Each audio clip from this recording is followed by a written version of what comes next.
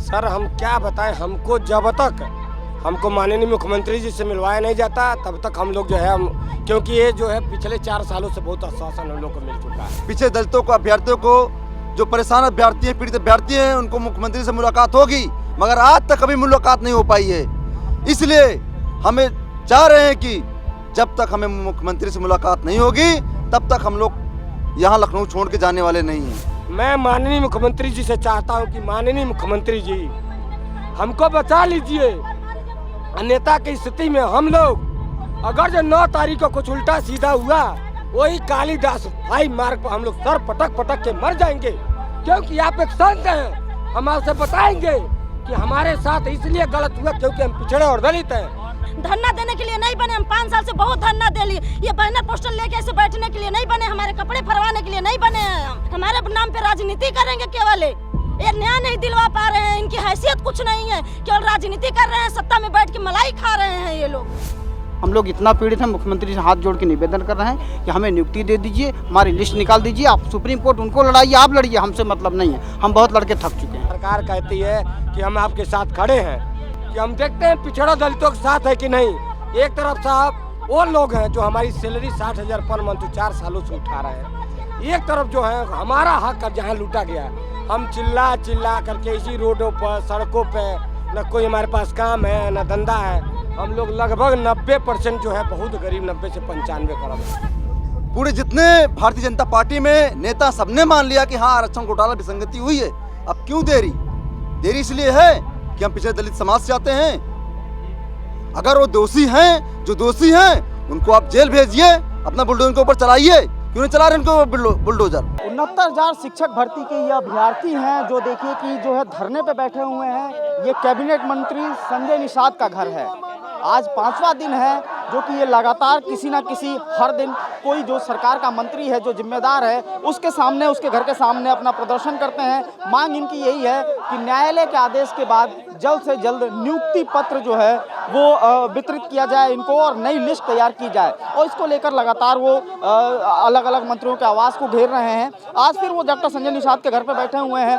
क्या कुछ इनका कहना है और अभी तक जो लगातार ये प्रदर्शन चल रहा है, काफ़ी लंबा समय हो गया, 4 साल का समय है, उनको क्या कुछ हासिल हुआ है, बात करने की कोशिश करते हैं। आप लोग लगातार जो है ये प्रदर्शन कर रहे हैं, हम आपको कवर कर रहे हैं। कल आप लोग राजभर जी के यहाँ बैठे हुए थे, आज डॉक्टर संजय निषाद के यहाँ हैं। कल वहाँ पे राजभर निकल कर सामने आए, उन्होंने आश्वासन दिया कि मुख्यमंत्री से वो बात करेंगे। आप लोगों ने भी कहा कि जब आपकी बात हो जाएगी तभी हम उठेंगे। क्या कुछ हासिल हुआ कल? सर धनंजय गुप्ता देवरिया से पहले सबसे पहले बहुत बहुत धन्यवाद आपका। सर हम क्या बताएं, हमको जब तक हमको माननीय मुख्यमंत्री जी से मिलवाया नहीं जाता तब तक हम लोग जो है हम, क्योंकि ये जो है पिछले 4 सालों से बहुत आश्वासन हम लोग को मिल चुका है। लेकिन साहब एक तरफ हमारी सैलरी ले करके हम लोग जब से आर्डर आया तब से जो है रोडों पे, सड़कों पे 4 सालों से चिल्ला रहे, खास करके जब से आर्डर आया कि मामला सुप्रीम कोर्ट में फंसाया जाएगा अधिकारियों के द्वारा, लेकिन हमारा कोई नहीं सुना साहब। आज देखिए 9 तारीख को डेट लगा है, गवर्नमेंट की तरफ से कोई भी कैबिनेट फाइल नहीं की गई है। देखते हैं 9 तारीख को जो है हमारे तरफ से जो है सरकार की तरफ से जो सरकार कहती है कि हम आपके साथ खड़े हैं, कि हम देखते हैं पिछड़ा दलितों के साथ है कि नहीं। एक तरफ साहब वो लोग हैं जो हमारी सैलरी 60,000 पर मंथ 4 सालों से उठा रहे हैं, एक तरफ जो है हमारा हक जहाँ लूटा गया है, हम चिल्ला चिल्ला करके इसी रोडों पर, सड़कों पे, न कोई हमारे पास काम है न धंधा है। हम लोग लगभग 90% जो है बहुत गरीब, 90 से 95 करोड़। हम लोग जो है अपने 2 वक्त की रोटी के लिए तरस रहे हैं। हम सुप्रीम कोर्ट में कैसे जाएंगे? एक एक हियरिंग के 20-20 लाख, 30 लाख हम लोग कहाँ से लाएंगे? एक तरफ वो लोग हैं जो 60,000 पर मंथ कमाते हैं, करीब 10,000 के लोग, 10,000 के बाद। एक तरफ हम लोग जो है खाने का वक्त है, उनके सामने हम कहाँ से लड़ पाएंगे? एक तो हमारे यहाँ न्यायपालिका इतनी महंगी है सुप्रीम कोर्ट का। मैं माननीय मुख्यमंत्री जी से चाहता हूँ कि माननीय मुख्यमंत्री जी हमको बचा लीजिए। अन्यथा की स्थिति में हम लोग अगर जो 9 तारीख को कुछ उल्टा सीधा हुआ, वही कालिदास भाई मार्ग पर हम लोग सर पटक पटक के मर जाएंगे। क्योंकि आप एक संत हैं, हम आपसे बताएंगे कि हमारे साथ इसलिए गलत हुआ क्योंकि हम पिछड़े और दलित हैं। हमको माननीय हाईकोर्ट से, न्यायालय से जो है जजमेंट भी आया, लेकिन आपने हमारी बिल्कुल नहीं सुनी। हमारे पास अब कोई ऑप्शन नहीं है, वहीं पर हम लोग जो है अपना सर पटक पटक के जान दे देंगे, लेकिन हम वहाँ मुख्यमंत्री आवास से नहीं हिलेंगे। ठीक है, तो कुल मिलाकर सीधी सी मांग है कि अगर मांगे नहीं मानी गई तो ये कालिदास मार्ग यानी कि मुख्यमंत्री का जो आवास है वहाँ पहुँचेंगे और अपना विरोध दर्ज कराएंगे। क्या कुछ कहना चाहती हैं आप, क्योंकि लगातार ये प्रदर्शन चल रहा है, आप लोगों का हक, जैसा कि आप लोग बता रहे हैं कि आप लोग का हक लूटा गया है, कौन है वो लोग लूटने वाले और कौन है वो जिम्मेदार जिन्होंने ये लूटने दिया हक? ये बेसिक के अधिकारी हैं जो बेसिक विभाग में बैठे हैं, वो हमारा हक खाए, हमारा हक लूट के अपने रिश्तेदारों को दे दिए हैं, जनरल वर्ग को दे दिए हैं। हम ये चाहते हैं कि हमारे साथ जो अत्याचार हो चुका है उसके साथ जल्द से जल्द न्याय हो और हमें जल्द से जल्द नियुक्ति पत्र मिले, हम विद्यालय में जाएं। हम यहाँ सड़कों को घसीटने के लिए, धरना देने के लिए नहीं बने। हम 5 साल से बहुत धरना दे लिए, ये बैनर पोस्टर लेके ऐसे बैठने के लिए नहीं बने, हमारे कपड़े फरवाने के लिए नहीं बने हैं।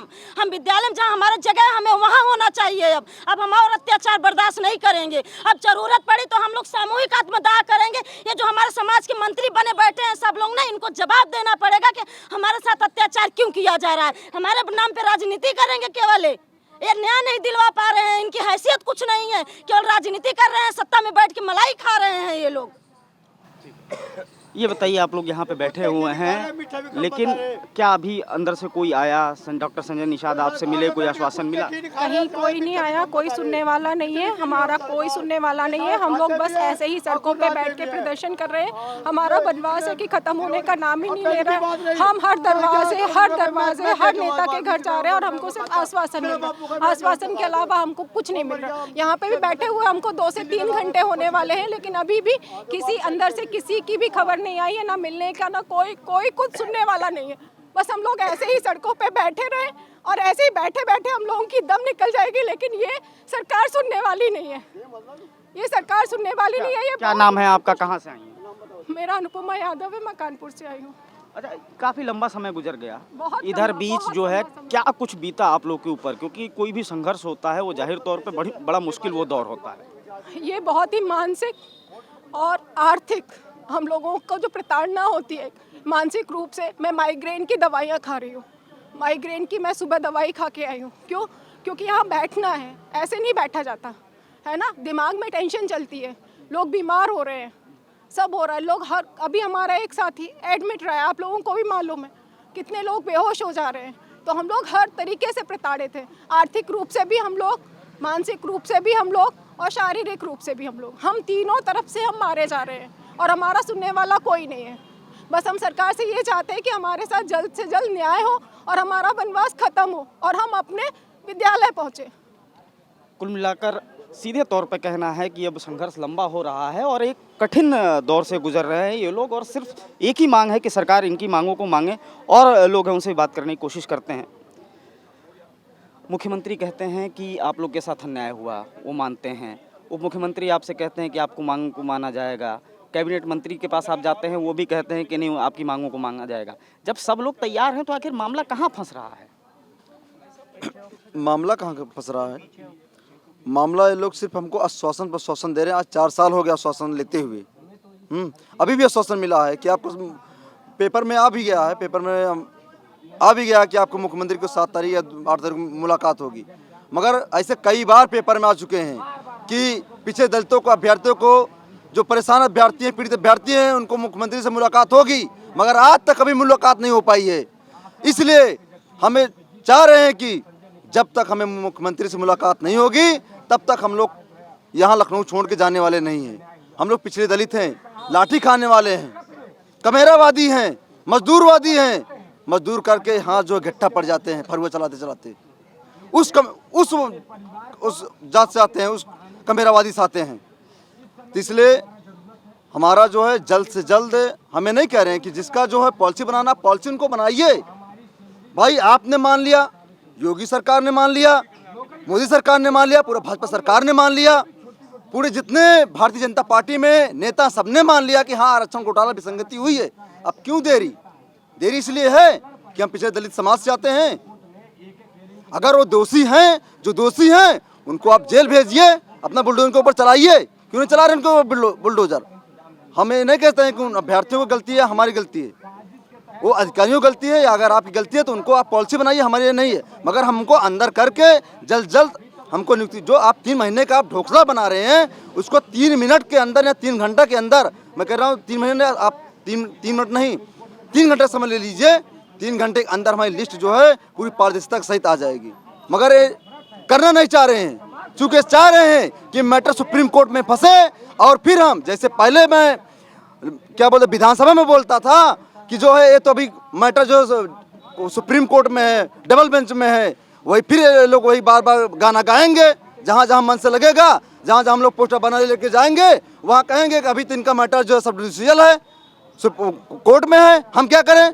कोर्ट का ऑर्डर आएगा तो जैसे कोर्ट का ऑर्डर आ गया है, अब तो पूरे भारत देश में हो गया ना कि उत्तर प्रदेश में जो 19,000 का आरक्षण घोटाला हुआ है, अब क्यों नहीं मान रहे हैं उसको। तत्काल मैं योगी जी से हाथ जोड़ से आप निवेदन कर रहा हूँ, आपको भी मैं वोट दिया हूँ, मैं रविशंकर पटेल प्रतापगढ़ से हूँ, वोट दिया हूँ, तो हमें न्याय दीजिए।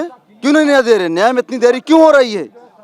क्या हम लोग जो है इस मोदी परिवार के नहीं है, क्या हिंदू नहीं है। तो कुल मिलाकर सीधे तौर पे अब मनसा पर सवाल उठने लगा है जो है अधिकारियों की, सरकार की, और एक ही मांग है। क्या नाम है आपका? रमेश मौर्य, अमेठी से हूँ।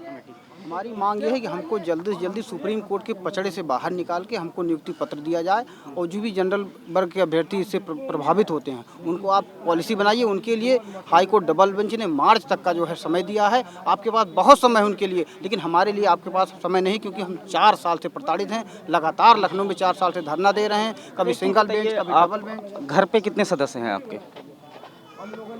घर पे हमारे माता पिता हैं, एक बच्चा है, वाइफ है।